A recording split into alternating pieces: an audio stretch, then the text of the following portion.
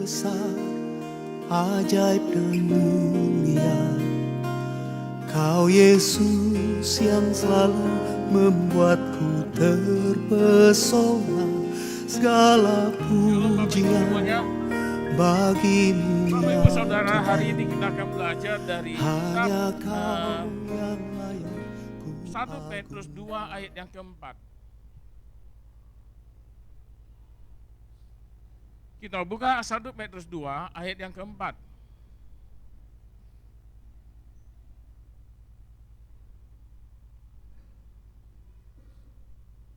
Sudah dapat Bapak Ibu semuanya?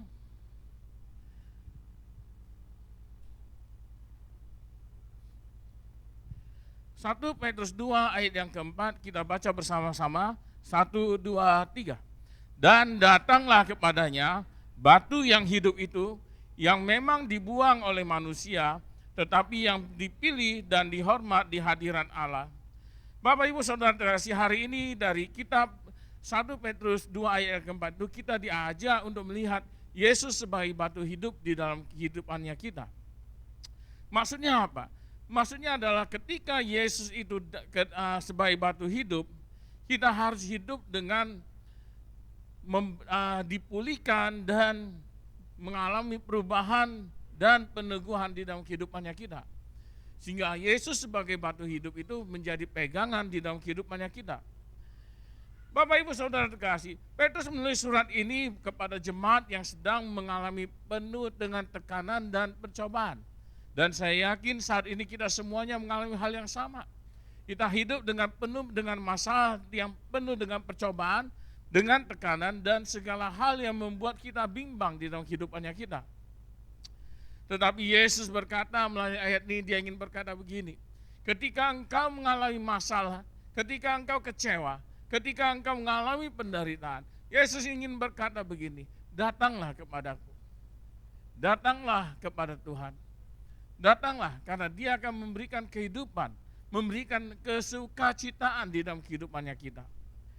Bapak Ibu, terkadang kita berpikir bahwasanya datang kepada Yesus itu hanya sekedar datang menghadiri ibadah. Berikutnya Pak. Oh ya.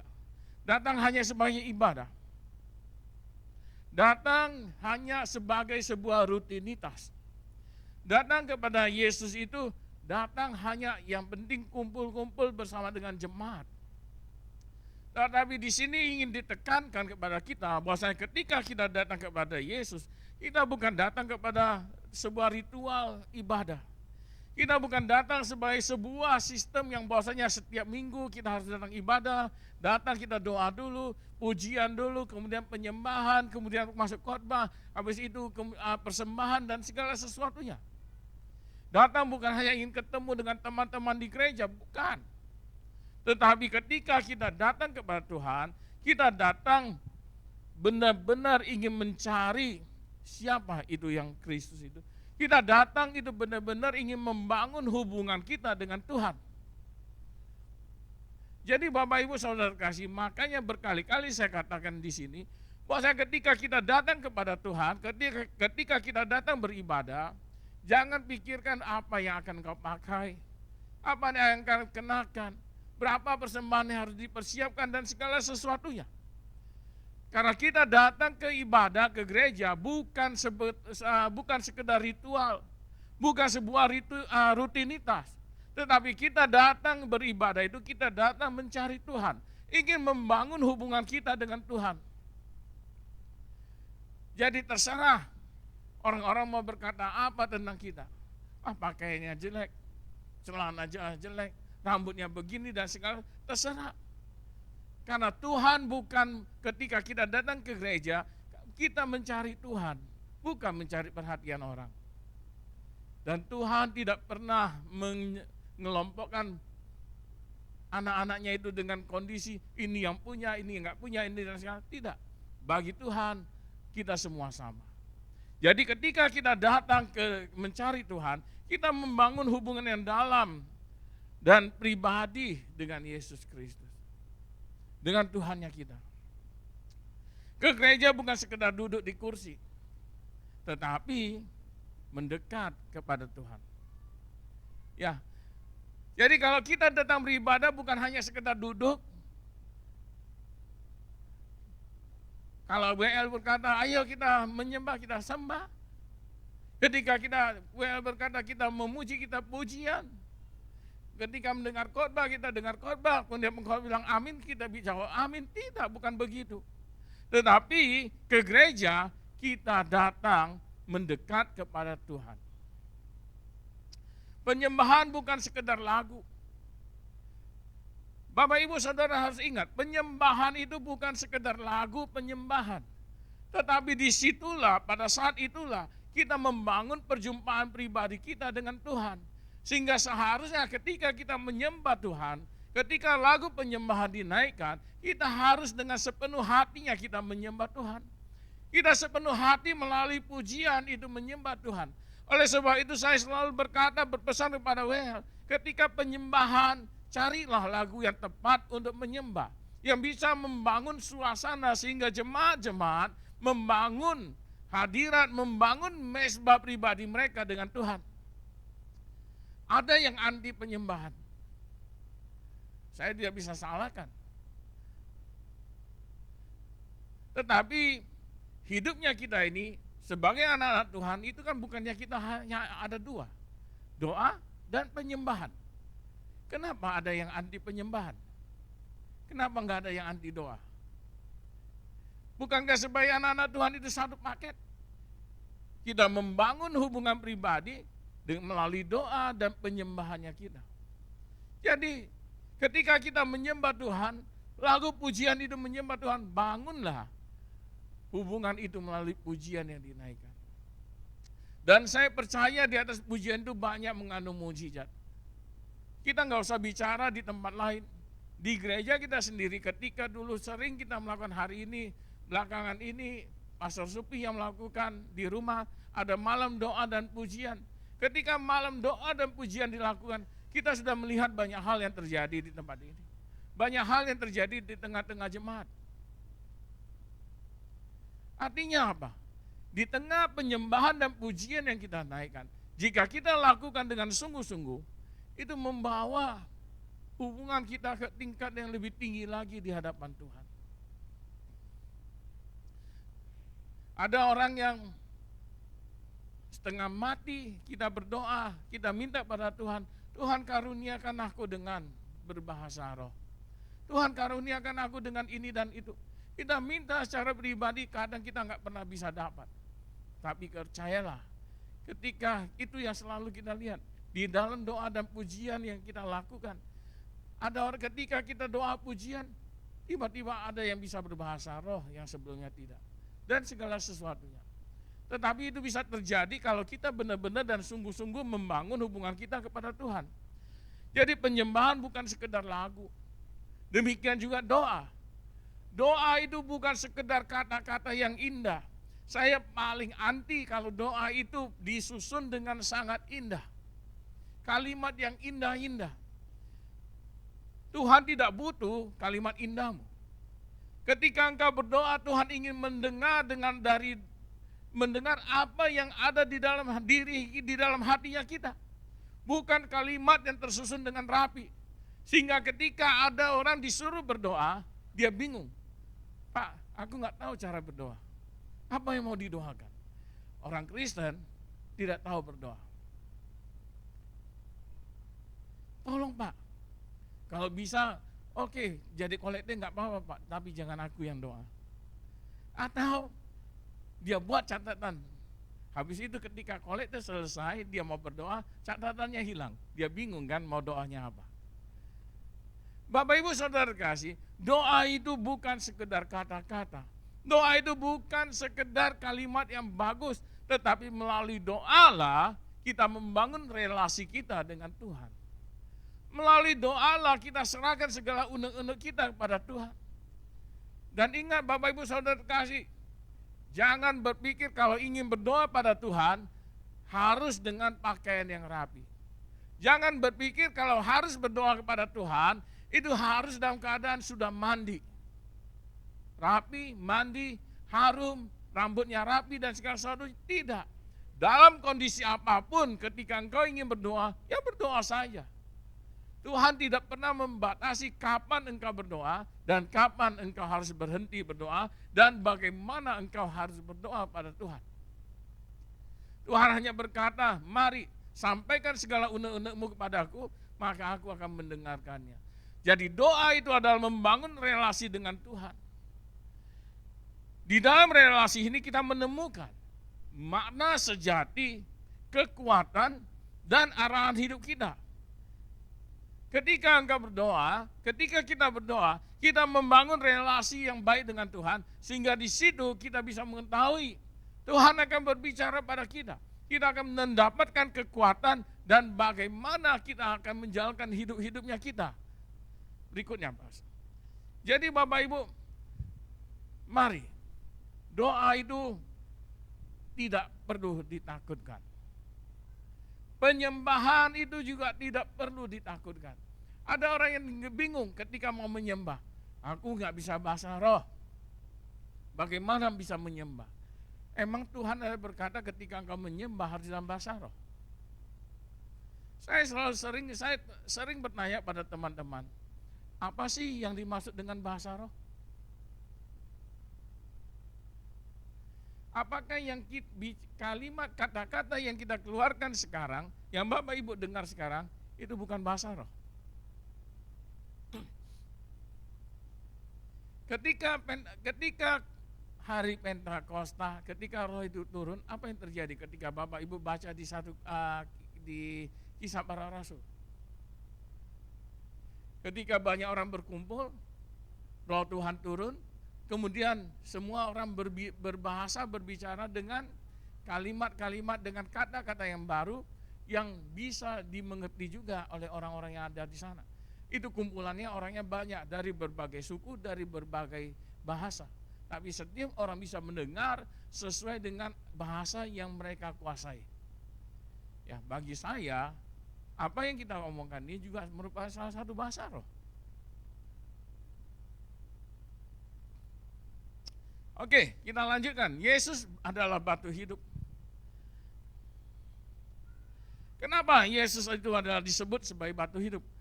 Karena dia kuat sebagai batu. Sebagaimana batu bisa berdiri dengan kokoh di tengah aliran air, tanpa tergerus sekalipun, demikian juga adalah Yesus. Dia batu yang kuat, tetapi dia juga seperti mata air. Yesus itu adalah batu yang kuat, tetapi dia juga lembut seperti mata air yang mengalir. Yesus adalah dasar yang tidak tergoyahkan. Di tengah badai kehidupan, itu adalah fondasi yang teguh, tempat di mana kita bisa berdiri dengan aman. Ketika engkau mengalami masalah, ketika engkau mengalami persoalan di dalam kehidupanmu, engkau bercerita pada orang-orang, kepada saudara-saudara, terkadang yang kita dapatkan cemoohan. Terkadang yang kita dapatkan, kita direndahkan. Terkadang yang kita dapatkan, kita digosipkan. Tetapi ketika yang membuat kita akhirnya menjadi semakin lemah. Bapak Ibu, belakangan ini kalau Bapak lihat saudara lihat di berita, ada seorang mahasiswa bunuh diri gara-gara dibully sama teman-temannya. Ada dokter yang bunuh diri juga begitu. Padahal teman, dibully, dia bunuh diri. Ketika enggak punya masalah, ketika mungkin kita merasa penampilan kita tidak bagus, kehidupan ekonominya kita tidak bagus, kita tidak punya apapun, orang-orang memandang rendah kita, orang-orang menyepelekan kita. Tetapi ketika engkau datang pada Tuhan, Tuhan akan menguatkan engkau. Tuhan tidak menyepelekan engkau. Tuhan tidak pernah memandang rendah engkau. Tuhan tidak pernah menghina engkau. Tetapi Tuhan akan menguatkan engkau. Karena Yesus sendiri adalah batu yang teguh itu. Amin. Kemudian, Yesus disebut sebagai batu hidup karena Yesus memberi kehidupan. Di dalam dirinya Tuhan Yesus, selanjutnya Bas, di dalam dirinya Tuhan Yesus, Yesus memberikan kehidupan rohani kepada kita. Kita semua ini dulunya kita mati rohani. Ketika dosa datang ke dalam dunia, kita rohani kita sudah mati. Kita terputus hubungan kita dengan Tuhan.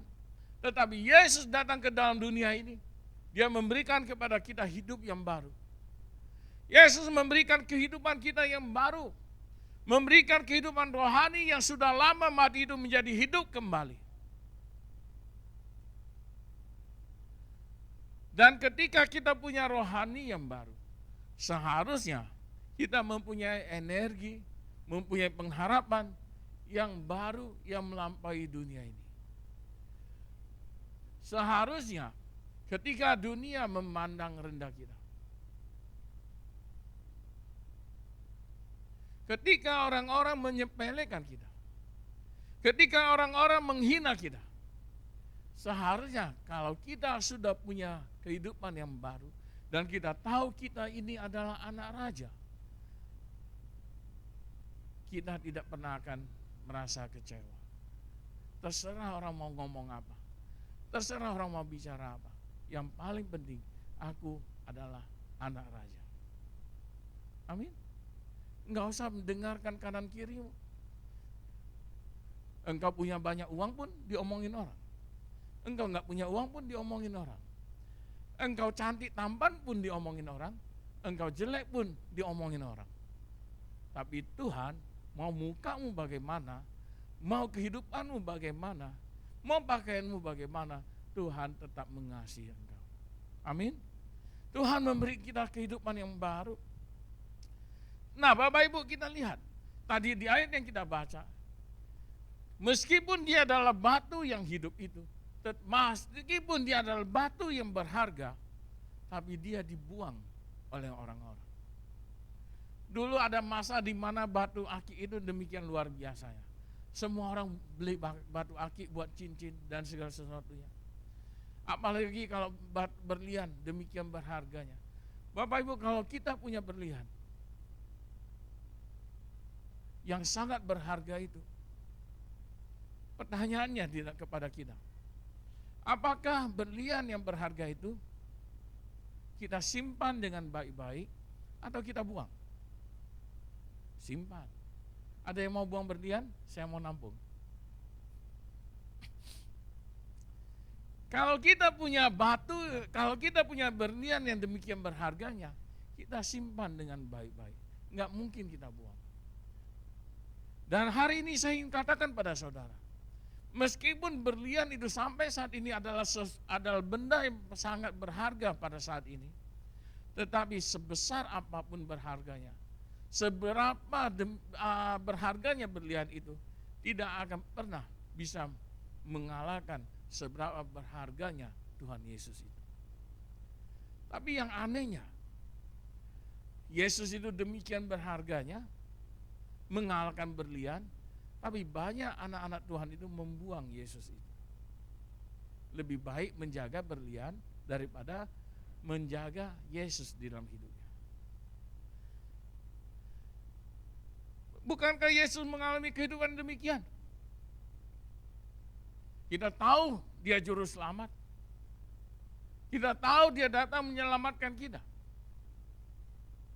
Meskipun kita tahu demikian berharganya dia, tapi kita selalu menolak dia. Banyak orang menolak dia. Hari ini Tuhan ingin ingatkan kita kembali. Batu yang tertolak itu, Yesus yang banyak ditolak orang itu, Yesus yang dicari kesalahannya, Yesus yang disalibkan itu adalah yang paling berharga di dalam kehidupannya kita. Melebihi apapun juga.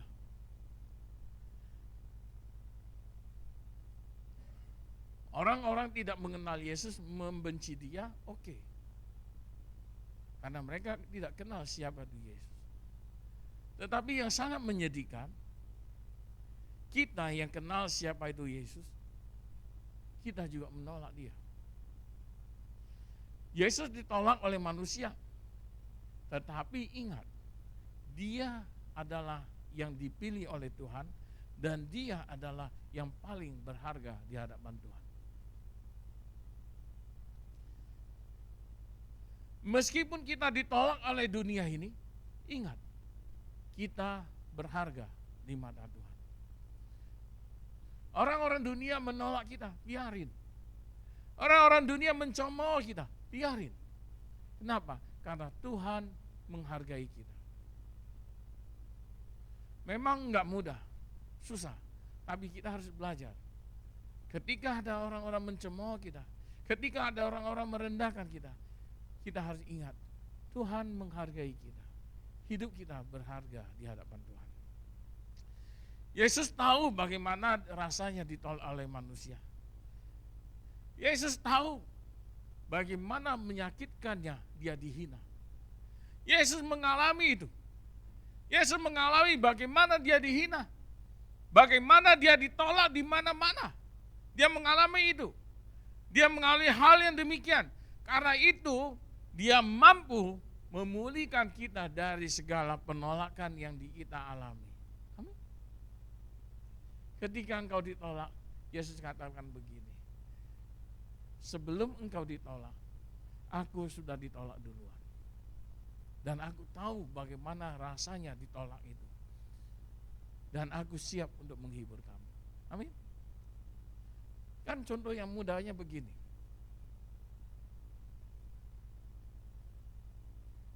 Ada orang yang kayanya luar biasa, enggak pernah miskin. Begitu lahir langsung kaya, enggak pernah miskin. Tiba-tiba dia punya teman yang sangat akrab. Orangnya miskin sekali. Dan di suatu saat temannya ini mengalami masalah. Pertanyaannya sederhana. Bagaimana caranya orang yang sangat kaya ini bisa menghibur temannya yang miskin ini? Dia sendiri nggak pernah miskin. Dan saya di kerja juga selalu berkata begini. Bagaimana seorang atasan yang tidak pernah menjadi bawahan, tiba-tiba jadi atasan, bisa mengerti bagaimana kesulitan yang dihadapi oleh bawahannya. Ketika bawahannya punya masalah, bagaimana dia bisa menyelesaikannya? Padahal karena dia nggak pernah ada di bawah, nggak pernah bisa mengalami bagaimana pahitnya orang yang bekerja itu. Jadi Bapak Ibu Saudara, jika kita diremehkan orang, ingat, Tuhan berkata, engkau berharga di mataku. Jika manusia tidak mau memilih saudara, ingat, Tuhan memilih saudara untuk menjadi anak-anaknya. Amin. Berikutnya yang tadi sudah dibahas, dipilih dan berharga di hadapan Allah. Ya. Jadi kita ini orang-orang yang berharga di hadapan Allah. Jadi jangan kecewakan Tuhan yang sudah memilih engkau untuk menjadi orang yang berharga. Berikutnya, Bas. Mengapa kita harus datang kepada batu yang hidup ini? Datang kepada Yesus memberikan 3 manfaat di dalam kehidupannya kita. Yang pertama, hidupnya kita dipulihkan. Banyak orang yang datang pada Tuhan dengan luka batin. Ada yang kecewa, ada yang punya masalah. Mungkin dia kecewa dengan saudaranya, dia kecewa dengan keluarganya, dia kecewa dengan teman-temannya.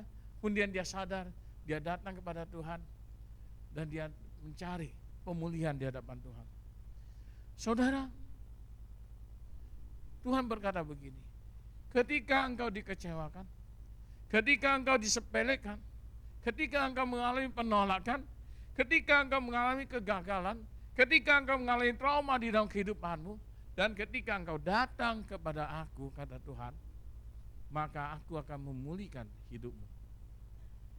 Jadi yang pertama, Bapak Ibu, ketika datang kepada Tuhan Yesus, ketika kita datang kepada batu yang hidup itu, maka yang akan terjadi kepada kita yang pertama, hidupnya kita akan dipulihkan oleh Tuhan. Yang kedua, ketika kita datang kepada Tuhan, kita akan dibentuk. Kita dibentuk juga menjadi batu-batu yang hidup. Hubungan kita membentuk kita. Hubungan kita dengan Tuhan menentukan bagaimana bentuknya kita di dalam kehidupannya kita. Semakin kita dekat dengan Kristus, semakin kita dibentuk menyerupai Kristus. Semakin kita dekat dengan orang-orang yang ada di dunia, maka hidupnya kita semakin seperti orang yang ada di dunia itu. Tetapi semakin dekat kita dengan Tuhan, maka hidup kita akan semakin dekat dengan Tuhan. Kita selalu menaikkan ada pujian.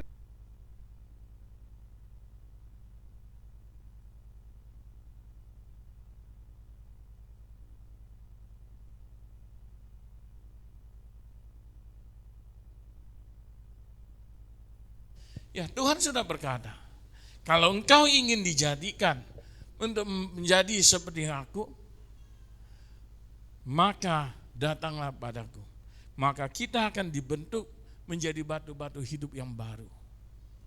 Berikutnya, yang ketiga, kita akan diteguhkan. Nah, Bapak Ibu Saudara terkasih, setiap kita akan diteguhkan di dalam kehidupannya kita ketika kita datang kepada Tuhan Yesus. Banyak orang berkata begini, terkhusus untuk gereja-gereja karismatik. Mereka berkata begini, gereja karismatik itu hanya menekankan kepada karunia-karunia roh. Gereja-gereja karismatik itu lebih banyak berbicara tentang karunia roh, tentang bahasa roh, dan segala sesuatunya. Bapak Ibu Saudara kasih, ketika engkau mempunyai karunia berbahasa roh, itu baik. Ketika engkau mempunyai karunia untuk bernubuatan, itu baik. Ketika engkau mempunyai karunia mendoakan orang yang sakit dan orang yang sakit itu pulih, itu baik. Tetapi itu bukan segala sesuatunya.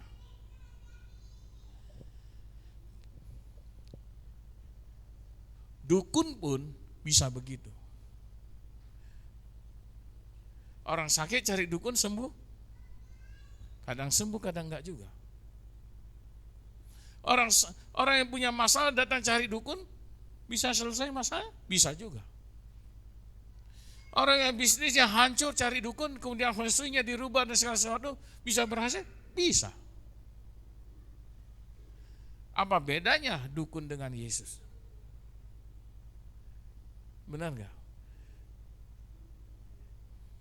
Tetapi Bapak Ibu, itu bukan yang terutama yang ingin Tuhan tekankan di dalam kehidupannya kita. Tapi Tuhan ingin menekankan, mari hidupnya kita harus didasari kepada dasar yang teguh, yaitu Yesus Kristus. Bukankah Tuhan berkata di firman Tuhan, jika imanmu sebesar biji sesawi, maka ketika engkau berkata gunung ini pindah, maka gunung itu akan pindah. Pertanyaannya, kita nggak usah bilang, benar nggak gunung itu bisa pindah? Pertanyaannya sebenarnya bukan itu. Pertanyaannya, kita punya iman nggak sebesar biji sesawi itu? Kalau kita punya iman yang sebesar biji sesawi itu dan berkata gunung pindah dan gunung itu pindah, masa sih dengan iman yang sama kita berkata, sakit engkau sembuh, masa sakit kita nggak bisa sembuh? Gunung aja bisa pindah, apalagi penyakit. Bukan itu yang ingin ditekankan, tapi yang ingin ditekankan itu adalah jika kita punya fondasi yang benar, maka kita akan mempunyai karakter yang seperti Yesus, kita akan bisa mempunyai pengharapan seperti Tuhan Yesus. Amin. Nah, Bapak Ibu Saudara terkasih, aplikasi praktisnya untuk kita itu apa? Nah, mari setiap hari bangunlah menara doamu. Jangan di gereja hari Selasa malam ada doa malam di tempatnya Pastor Supiati, kita doanya hari Selasa aja. Tidak. Tapi bangun mezbah doa kita pribadi demi pribadi setiap saat. Dan di situ ada devosi. Bapak Ibu tahu devosi itu apa enggak? Devosi itu merenungkan firman Tuhan. Kita baca firman Tuhan dan kita renungkan. Bapak Ibu mau merenungkan firman Tuhan, jangan Bapak Ibu baca 10 ayat kemudian Bapak renungkan 10 ayat itu. Amsyong loh Bapak Ibu.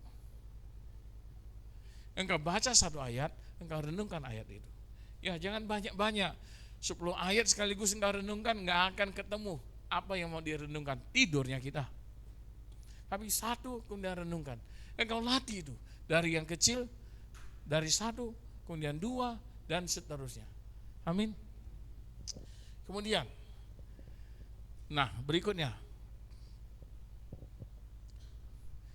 datang dengan beban hidup. Manusia itu terkenal pelit. Amin Bapak Ibu. Manusia itu terkenal pelit. Saking pelitnya manusia itu, ada masalah pun nggak mau bagi-bagi. Iya kan? Manusia itu kan pelit. Tapi saking pelitnya masalah pun nggak mau bagi. Dipegang sendiri aja. Tapi hari ini Tuhan ingin berkata pada kita begini. Ketika engkau datang kepadaku, jangan malu-malu. Jangan sungkan-sungkan. Engkau datanglah dengan segala beban kehidupanmu. Engkau datang pada Tuhan, engkau mau menangis, menangislah. Engkau datang kepada Tuhan, engkau ingin mengutarakan segala unek-unek, utarakanlah. Tuhan lebih senang orang yang jujur. Tuhan ingin melihat, jangan sampai kita walaupun kita tahu kita lemah, kita sosok hebat, kita sosok kuat di hadapan Tuhan, percuma. Karena ketika engkau sosok hebat dan kuat di hadapan Tuhan, Tuhan juga tutup mata, dia kuatnya. Tapi ketika engkau datang sungguh-sungguh dengan segala beban kehidupanmu, dan engkau menceritakannya kepada Tuhan dengan sungguh-sungguh, Tuhan akan mendengar dan Tuhan akan memberikan jalan keluar bagi kehidupanmu, bagi masalahmu. Jadi Bapak Ibu mari, ketika engkau punya beban hidup, ketika engkau punya masalah dalam kehidupanmu, malah jangan tinggalkan Tuhan. Ada orang punya masalah, malah tinggalkan Tuhan. Malah dia bilang begini, semakin sering aku ke gereja, semakin sering aku berdoa, semakin sering aku merenungkan firman Tuhan, semakin banyak masalah yang kuhadapi. Kalau orang itu tanya sama saya, kenapa Pak semakin sering aku berdoa?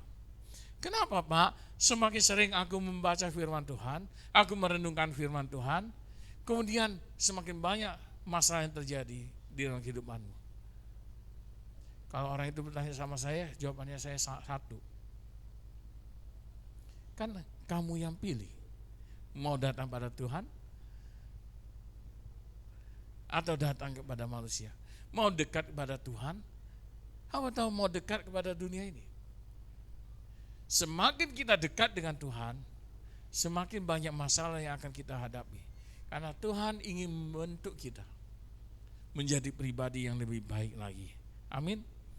Nah, kalau Tuhan ingin membentuk kita, kita tidak bisa membentuk diri kitanya sendiri. Mungkin wajah kita bisa dibentuk dengan operasi plastik.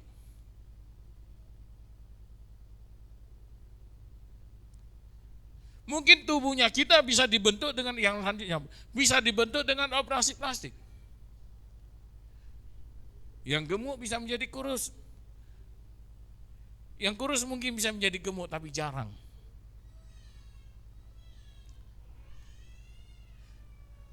Tetapi satu yang tidak bisa dibentuk melalui kedokteran, itu adalah roh, pribadi, dan karakternya kita. Dokter tidak bisa membentuk hubungan kita dengan Tuhan.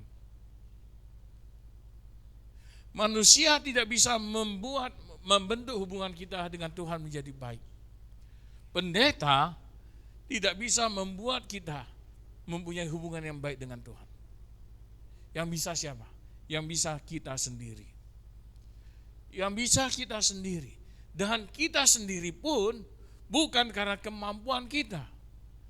Tapi yang bisa membentuk diri kita semakin dekat dengan Tuhan, itu adalah Roh Kudus yang ada di dalam dirinya kita. Oleh sebab itu, izinkan Roh Kudus yang ada di dalam dirimu untuk berkarya sepenuhnya. Bapak Ibu, kita semua sebagai anak-anak Tuhan, ada Roh Kudus di dalam dirinya kita. Kita semua mempunyai itu. Setiap orang yang percaya pada Yesus Kristus, ada Roh Kudus di dalam dirinya. Nah, Bapak Ibu, ini tadi saya tekankan. Setiap orang yang percaya kepada Yesus Kristus dengan sungguh-sungguh, Roh Kudus itu ada di dalam dirinya. Saya tidak pernah katakan setiap orang yang telah memberikan dirinya dibaptis, maka roh Tuhan itu ada di dalam dirinya. Tidak. Tapi saya ingin katakan, saya percayanya begini. Setiap orang yang sungguh-sungguh, tanda kutip, yang sungguh-sungguh percaya pada Yesus Kristus sebagai Tuhan dan Juru Selamatnya, di dalam dirinya ada Roh Kudus. Oleh sebab itu, mari setiap anak-anak Tuhan, bukalah dirimu, biarkan Roh Kudus itu bekerja. Terkadang kita, walaupun kita tahu kita punya Roh Kudus di dalam dirinya kita, tapi kita mengecilkan dia. Kita mengurung dia. Kita tahu, kita bilang, Roh Kudus, engkau cukup hanya satu bagian kecil di dalam hidupku. Jangan engkau melakukan apapun. Aku tidak mau. Kita tidak membiarkan roh Tuhan yang ada di dalam dirinya kita itu mengambil alih hidupnya kita. Kenapa? Karena kita masih rindu kesenangan dunia ini. Karena kita masih ingin kesenangan dunia ini. Karena kita tidak mau ditegur kalau kita buat salah. Karena kita tidak mau membiarkan Tuhan bekerja sepenuhnya di dalam hidupnya kita. Bagaimana kita bisa mengalami perubahan? Bagaimana kita bisa mempunyai kehidupan yang lebih baik kalau kita tidak pernah mengizinkan Roh Kudus itu bekerja dalam hidupnya kita? Oleh sebab itu, Bapak Ibu Saudara kasih, izinkan roh itu membentuk dirimu. Buka hatimu, biarkan roh itu bekerja. Contoh yang paling sederhana, meskipun ini juga tanda banyak hal-hal kontradiksi, tapi saya percaya begini. Ketika ada orang yang datang, ketika mungkin ada altar call, orang datang ke depan untuk didoakan. Ketika dia datang dengan sungguh-sungguh, ketika dia benar-benar datang dengan segala masalah, dengan segala persoalannya, dan dia membuka hatinya dengan sepenuhnya,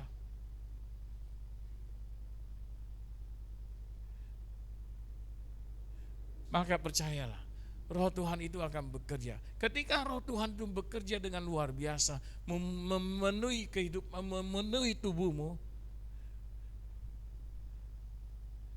engkau tidak akan sanggup untuk berdiri. Amin. Dan itu engkau akan rebah, engkau akan jatuh. Nah, tadi saya bilang kontradiksi, kenapa? Karena saya juga mengalami sendiri.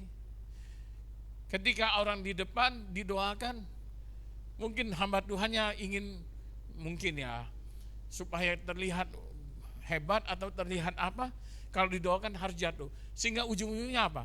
Selesai didoakan, orang itu didorong supaya jatuh. Enggak usah jemaat. Saya sendiri juga pernah didorong supaya jatuh dan enggak jatuh. Kenapa? Saya pikir ngapain saya didorong-dorong? Gara-gara itu juga jadi trauma bagi saya. Traumanya apa? Karena selalu terpikir, yang ada di pikiran saya begini. Jemaat itu ketika ada orang berdiri di depan dan didoakan, mata jemaat itu melihat pendeta yang mendoakan itu punya kuasa enggak? Dan salah satu ciri kuasa dari pendeta itu adalah setiap orang yang didoakan harus jatuh. Sehingga ketika saya doain orang, saya jadi trauma. Ini orang enggak jatuh-jatuh. Ini nanti diomongin orang. Ini pendetanya enggak benar ini. Tapi itu awal. Lama-lama ketika saya sadar, udah biarin aja, terserah orang mau ngomong apa. Kalau Tuhan suruh saya doakan, saya doakan. Kalau Tuhan bilang enggak, ya udah enggak. Dan saya bersyukur, saya tahu hari ini ada satu karunia yang Tuhan berikan bagi saya, sehingga saya jadi jarang untuk mau mendoakan orang. Enggak benar, saya jadi jarang mau untuk mendoakan orang, karena ketika saya mendoakan orang, nanti saya akan sesuatu dan kemudian saya ngomong, orangnya malah jadi tersinggung sama saya. Terakhir sudah 2 kali, ya 2 kali saya diundang untuk jadi pembicara KKR 2 kali. Dan yang lucunya, ketika ada altar call, ketika orang-orang berdiri ke depan untuk didoakan, enggak pernah ada yang jatuh. Orang berdoa dari ujung sana berdiri sampai ujung sini. Saya berdoa, enggak jatuh. Lama-lama saya udah minder. Enggak ada satupun yang jatuh ini. Doanya benar atau enggak? Dia enggak jatuh saya doakan. Dan Bapak Ibu, ujung-ujungnya saya kaget sendiri. Kenapa? Ketika saya mendoakan orang yang paling ujung di sana, orang yang pertama di sana jatuh. Loh, apa hubungannya saya tanya? Ya, tapi saya ingin berkata, itulah kuasanya Tuhan. Ketika ketika kita sungguh-sungguh datang kepada Tuhan, membiarkan Roh Kudus itu bekerja, Roh itu akan membentuk kita menjadi pribadi yang baru. Amin. Berikutnya, hidup di dalam komunitas. Nah, ini kemarin beberapa waktu yang lalu saya sudah pernah ngomongin. Mari Bapak Ibu, karakternya kita itu hanya bisa terbentuk di mana sesuai dengan komunitas kita berada. Kalau kita tinggal di tengah-tengah orang yang berjudi, lama-lama kita akan judi juga. Kalau kita tinggal di lingkungan yang di setiap hari segala binatang di kebun binatang itu keluar, itu juga akan keluar dari mulutnya kita. Tapi kalau kita hidup di tengah-tengah komunitas yang sehat, maka kita juga akan mempunyai cara pikir, cara bicara yang sehat juga. Oleh sebab itu mari hiduplah di dalam komunitas yang baik, terlibat di dalam pelayanan gereja, terlibat di dalam pelayanan orang-orang percaya, di mana kita bisa saling dukung-mendukung dan membangun batu-batu hidup yang lain. Yesus batu hidup bagi kita, yang bisa memulihkan, membentuk dan meneguhkan hidupnya kita. Kita juga bisa. Kita juga bisa menjadi batu hidup bagi orang-orang yang kita kenal yang punya masalah. Ada orang yang punya masalah, dia datang, dia sharing sama kita. Sebagai anak-anak Tuhan yang sudah menerima Yesus sebagai batu yang hidup itu, maka kita juga bisa mengimplementasikannya di dalam kehidupan kita. Ada orang yang lemah datang, kita kuatkan dia, kita bentuk dia, dan kita teguhkan dia. Jangan kita sudah terima itu, ada orang yang datang pada kita, kita bilang, oke, mudah untuk menyelesaikan masalahmu. Sana beli baygon, minum, selesai masalahmu.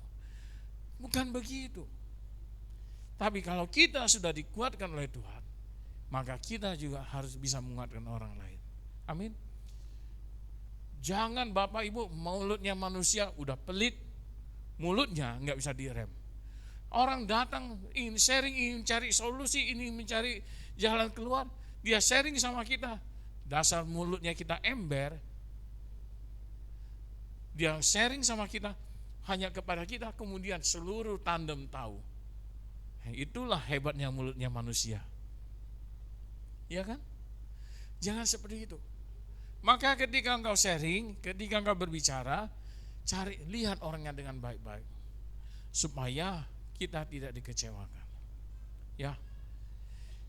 Nah, seperti kemarin saya buat kan, kalau Bapak Ibu lihat di video yang kemarin saya buat, saya lagi nyetir kemarin, saya kebetulan hujan, saya lihat di kaca spion, dalam hati saya udah bilang, pasti saya ditabrak, pasti. Kenapa? Inilah the power of emak-emak ya. Emak-emak kalau bawa motor, bawa becak, nggak mau tahu. Ini orang berempat naik becak barang, becak yang apa itu? Apa deh? Becak apa deh? Becak yang bawa barang-barang, botol-botol bekas apa itu? Ya pokoknya becak barang lah. Tapi yang di dalam becaknya bukan barang, 2 cewek, 2 ibu-ibu yang dibonceng 1 ibu. Yang bawa becaknya, dia bawa becak tapi nggak pernah lihat depan, dia ke samping, sampai gas. Saya sampai hitung 1, 2, 3, ini ketiga nabrak ini. Benar. Pas ketiga saya ditabrak gara-gara dia lihat sambil ngegas, karena macet dia nggak lihat depan, dia ngegas, dia nabrak. Habis nabrak, dia cukup angkat tangan. Dia angkat tangan begini sama saya. Dalam hati, ini kalau nggak macet, kalau nggak mikir, aku turun, ku marahin, nggak jadi pendeta lagi nih. Ya, jadi Bapak itu kita harus hidup di dalam komunitas yang baik. Yesus adalah fondasi yang tidak tergoncangkan. Yesus adalah batu yang tidak tergoncangkan. Berikut bahas. Jadi Bapak Ibu, mari. Ketika kita datang pada Yesus, ada masalah apapun, apa persoalan apapun, dia tidak akan tergoncangkan. Dia tetap akan datang membantu kita. Karena Tuhan Yesus itu tidak adalah fondasi dan batu yang tidak tergoncangkan, maka datanglah kepadanya dan teruslah datang. Jangan hanya sekali, kemudian gak datang lagi. Tapi datanglah senantiasa. Beberapa bulan yang lalu, nampaknya kalau nggak salah tahun kemarin saya diundang ke sebuah gereja, saya sampai mengkhotbah di situ. Saya lagi, ya biasa pengkhotbah kan dapat duduk di depan, saya lagi duduk, kemudian ada pengurus gerejanya lewat, ini aneh, dia lewat, kok saya lihat dia hamil. Ini orang hamil. Kemudian saya tanya sama gembalanya, Pak, maaf Pak, saya mau tanya, itu sudah menikah atau belum? Karena saya nggak kenal, benar-benar saya nggak kenal, tapi saya lihat dia hamil. Sudah Pak, dia hamil ya? Enggak. Loh, kok tadi saya lihat dia hamil? Enggak Pak. Memang mereka berdua lagi bergumul untuk mempunyai anak. Oke. Saya bilang karena saya dapat penglihatan begitu, ayo kita doain. Nah yang terjadi setahun kemudian, 2 atau 3 minggu lalu saya ketemu lagi dengan dia, saya tanya, sudah punya anak? Belum Pak, tolong didoakan. Saya jadinya pikirnya begini, belum Pak, tolong didoakan. Lah, emang selama ini dia nggak doa, hanya mengharapkan hamba Tuhan doakan supaya dia punya anak. Ya kalau begitu sampai tua pun gak akan punya anak kan gitu. Tapi Bapak Ibu yang ingin saya katakan tadi, datanglah kepada Tuhan dan teruslah datang. Mungkin itu penglihatan pertama yang ingin Tuhan sampaikan. Tuhan, saya malah kemarin saya katakan sama dia, tahun depan pada waktu yang sama engkau akan punya anak. Karena saya lihat tadi orang lain lihat perutmu rata, tapi aku lihat perutmu besar. Saya lihat kamu kamu mengandung. Maka saya bilang tahun depan engkau akan punya anak. Tapi itu kan kita. Yang punya iman itu orang yang didoakan. Sebab itu datanglah kepadanya dan teruslah datang. Jangan pernah berhenti sebelum Tuhan izinkan itu terjadi. Ia adalah jangkar jiwamu di tengah setiap badai, sumber kekuatan yang tidak pernah habis, dan penuntun yang setia dalam setiap langkah hidupmu. Dalam Dia, kamu akan menemukan kedamaian, tujuan, dan kehidupan yang berkelimpahan. Amin. Ingat, Bapak Ibu, kalau bicara tentang hidup yang berkelimpahan, otak kita, dasar otaknya kita, mata duitan. Hidup berkelimpahan itu selalu punya harta yang banyak, punya uang yang banyak, dan segala sesuatu yang banyak. Firman Tuhan gak pernah berkata engkau akan punya kehidupan yang berkelimpahan di dalam harta. Masalahmu banyak pun berkelimpahan. Amin. Kan itu janji Tuhan. Tapi kalau masalah kita juga berkelimpahan, kita punya batu penjuru yang sanggup untuk menyelesaikannya. Ajaib kuasa-Mu yang